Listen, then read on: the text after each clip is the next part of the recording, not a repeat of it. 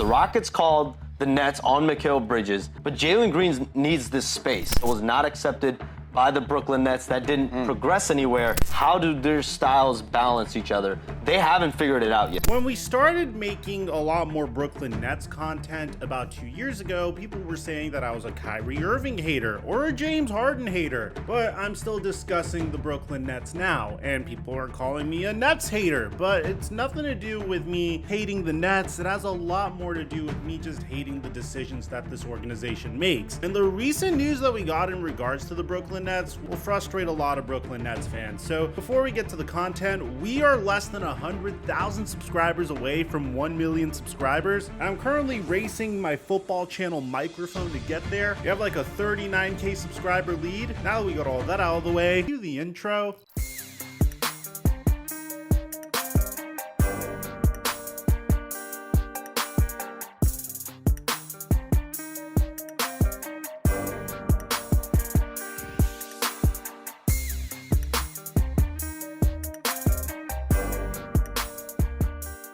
Look right over here, you'll see all of these wonderful human beings that have been able to make some money by playing Prize Picks. And I give away my picks for free each and every day on my Instagram at @TheFlightMike and Snapchat at FlightMikeSnap. And right now they're hooking up my subscribers fat when you use my promo code FlightMike when you sign up for Prize Picks. And thank you, Prize Picks, for the sponsor. Mic check 1 2 1 2. What's going on, everybody? The Brooklyn Nets have had a history of making some pretty terrible decisions, even with different regimes. I mean, when Mikhail Prokhorov decided to purchase the Brooklyn Nets, well, at the time the New Jersey Nets, and move them to Brooklyn, he decided to trade his team's entire future for Kevin Garnett, Paul Pierce, and Jason Terry. We all know what would happen with this move. It proved to be absolutely disastrous. It led the Boston Celtics to being able to trade down for Jason Tatum and to also draft Jaylen Brown. There's no question in anyone's mind that if it wasn't for this trade, the Boston Celtics would have a few tough years rebuilding. But the Brooklyn Nets did something that was completely unexpected. Throughout the years where they had absolutely no assets at all whatsoever, they were able to find diamonds in the rough and develop those diamonds. For example, they traded Brook Lopez for D'Angelo Russell and Timofey Mozgov. They started working on developing Jarrett Allen and Spencer Dinwiddie and Karis LeVert, and they had one of the best developmental coaches in the game in Kenny Atkinson. And that was probably the last season where Brooklyn Nets fans were able to look at their roster and genuinely be proud of that team, because this was a team that was constructed just by finding talented players and focusing on their development, and it worked wonderfully until the Brooklyn Nets decided to chase the pot of gold once again. Kevin Durant and Kyrie Irving stated that they wanted to come to Brooklyn, and immediately through their influence, the Brooklyn Nets decided to gouge the rest of their roster once again. If you go back to my content in 2020, you'll see multiple instances where Kyrie Irving says that him and KD needed more help, even before Kevin Durant made it onto the basketball court. And I personally disagreed with this. I felt like the Brooklyn Nets had this beautiful blend of depth and star power that could take them to a championship. And I think a lot of people forget how much depth this team had. Aside from Kyrie Irving and Kevin Durant, you had Taurean Prince, Karis LeVert, Jarrett Allen, Joe Harris, Tyler Johnson, Wilson Chandler, Spencer Dinwiddie, and yes, you even had Jamal Crawford, who was there towards the end of his career. But despite this, the Brooklyn Nets decided to listen to Kyrie Irving a year later and decided to go all in on this core, trading Karis LeVert, Jarrett Allen, Taurean Prince, 3 unprotected first-round picks in 2022, 2024, and 2026, plus pick swaps in 2021, 2023, 2025, and 2027 in order to get James Harden. We all know how this would turn out for the Brooklyn Nets. Kyrie Irving, Kevin Durant, and James Harden were remarkable when they played with each other, but that was the problem. They were always dealing with injuries. And it seems like there were some issues behind the scenes as well. Next thing you know, James Harden also gets traded to the Philadelphia 76ers for Ben Simmons. And this is where the Brooklyn Nets found themselves in some trouble, because right when you went all in to get James Harden, you had no choice but to punt on James Harden about a year later. And before you knew it, the rest of the Brooklyn Nets were dismantled as well. Kevin Durant was traded for a remarkable haul, and I think this was probably the greatest trade they made during the Brooklyn Nets era, because it seems like Kevin Durant is once again in the same exact position again, only this time with the Phoenix Suns. I don't know how this man keeps making the same mistake over and over and over again in his career and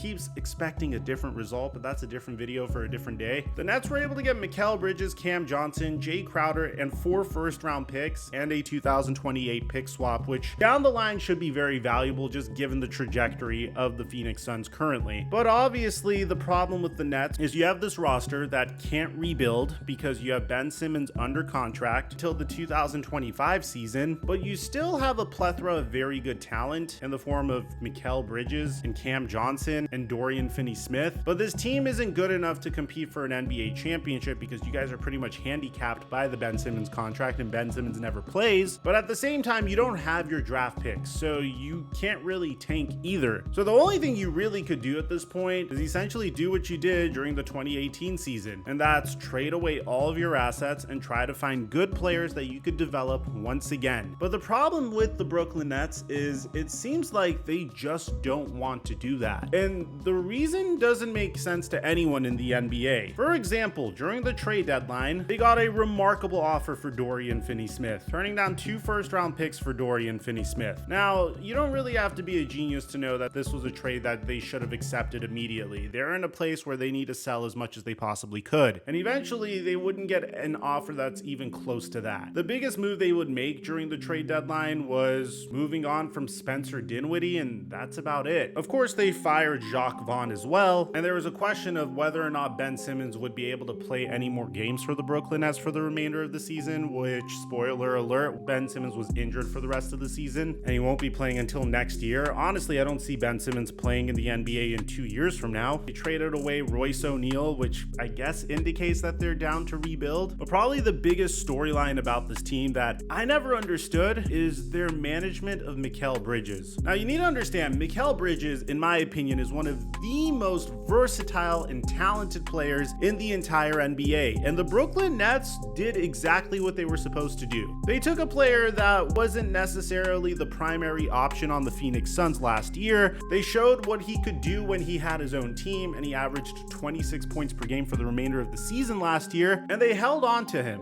And this year, once again, he's averaging 20 points per game, shooting 37% from 3, which isn't necessarily as good as last year, but again, Mikal Bridges really showed what he can do if he's on a team that is trending nowhere, and if he had the green light to score in volume. This ultimately led to a lot of talented teams with a tremendous amount of draft capital to offer trades for Mikal Bridges. And if you're the Brooklyn Nets, this makes a lot of sense. You're in a situation where clearly you won't win a championship, or you can't even build a contender until Ben Simmons is off of your books. And at the time, we found out that the Brooklyn Nets turned down multiple offers for Mikal Bridges, offers that included 5 first-round picks. League sources stated that the Nets have claimed multiple offers of 5 first-rounders for Mikal Bridges. While this source was pretty skeptical on that front, it may be 5 firsts with swaps and or heavily protected picks, and if the offer was really 5 firsts, why share that and then continue to say that they're not interested in trading Bridges? Well, Shams gave us an idea of what the offer was, and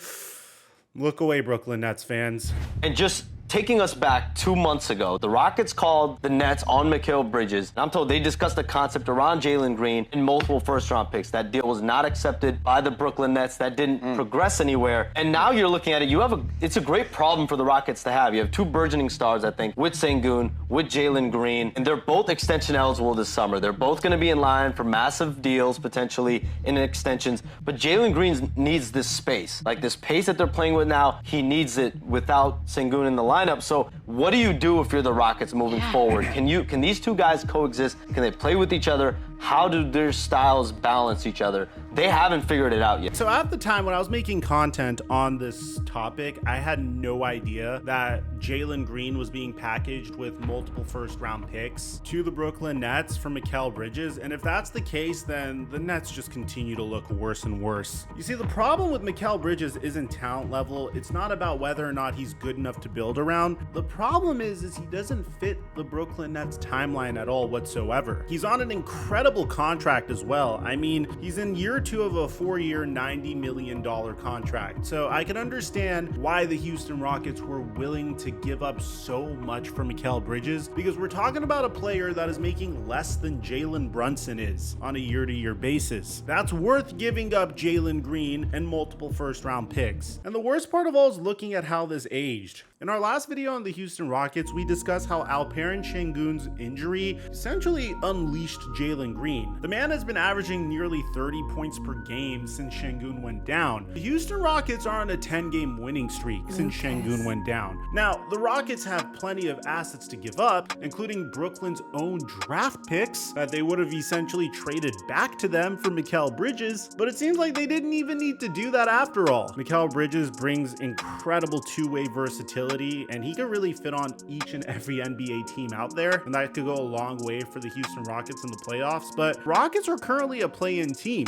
Meanwhile, the Brooklyn Nets had an opportunity to get 7 first-round picks and a potential franchise cornerstone to build around that clearly seemed more than capable of being a franchise cornerstone in the meantime, and they turned it down. Now, there is a question of whether or not Şengün and Jalen Green will be able to make it work moving forward, and that's a different topic for a different day. But what I can say, at least at this point in time, the Brooklyn Nets are going out sad. They have no direction at all. And as you saw from the Pascal Siakam trade earlier this year and the OG Anunoby trade from earlier this year, if you wait too long to trade your assets, you're going to be able to trade them for pennies on the dollar. You probably still would be able to trade Mikal Bridges for like 3 first-round picks next year. And maybe the reason they didn't trade him is because they didn't value any players in this year's NBA draft. But at the same time, man, you're pretty much guaranteeing that your team stays stuck in purgatory, and you're not trading any of your players for assets. And the only theory I have as to why they're doing this is because Sean Marks doesn't want to play the long game, because Sean Marks knows that his job is in jeopardy. When Sean Marks was originally hired as the general manager for the Brooklyn Nets in 2016, he had a job that was very difficult to do. He had to figure out how to rebuild the team without any assets at all. But it seems like after a good first 3 years, each and every single year has been an